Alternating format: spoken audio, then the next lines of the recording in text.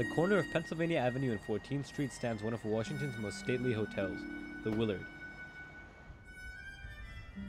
A few blocks away is the White House. And if you take Pennsylvania Avenue southward, you reach the most important building in America, and maybe even the world. But before you get to Pennsylvania Avenue, before the White House and the Capitol building, and just a short distance from the Willard Hotel, you cross a road inauspiciously named K Street. Some experts say that the American government is run not from the White House or from Congress, but from here, from K Street.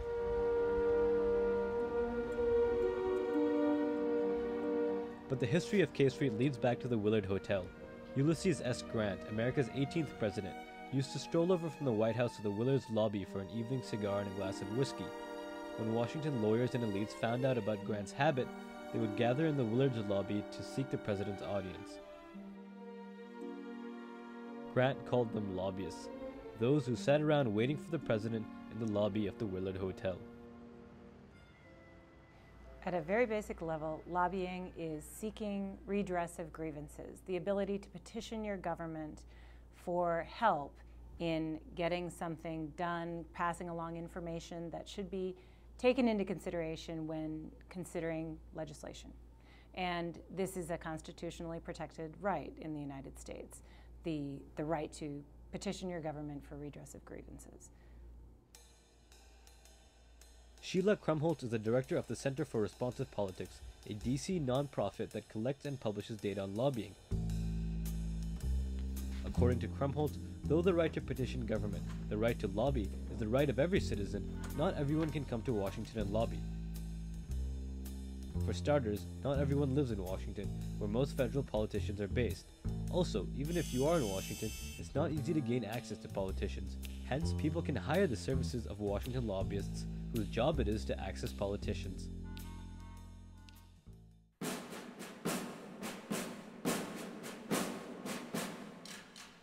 Chris Freitz is a sub-editor at Politico magazine, which does a lot of reporting on lobbying. Politico's coverage of lobbying in DC has earned it many prestigious awards. So the distinction that we make here in Washington particularly is a paid lobbyist. And that's somebody who is exercising the same right, which is constitutionally protected, to petition your government for redress, but is getting paid by clients to petition on their behalf.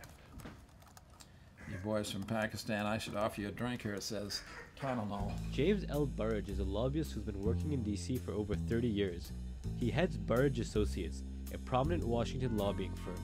According to Burrage, a lobbyist's job is to present the concerns of his clients to politicians in a way that grabs their attention.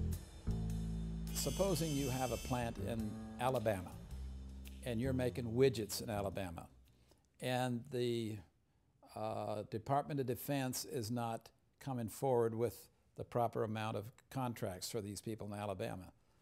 Your people back home, if you have 500 employees in Alabama, you go see the Alabama senators and the Alabama congressmen, and they just might be on one of the key committees, Armed Services Committee.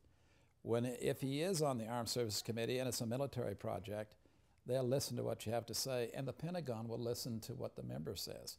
So that's how it works.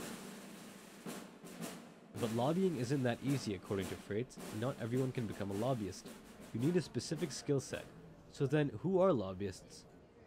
Well, you'll find a lot of the lobbyists are people who used to serve in government. So they're people who were staffers on Capitol Hill and worked in the House or the Senate. They're people who worked in the White House. They understand the levers of government. They understand how to get things done.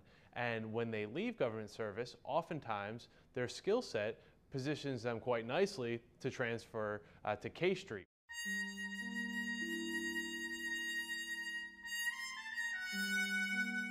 Just as New York is known for bankers, Washington is known for politicians.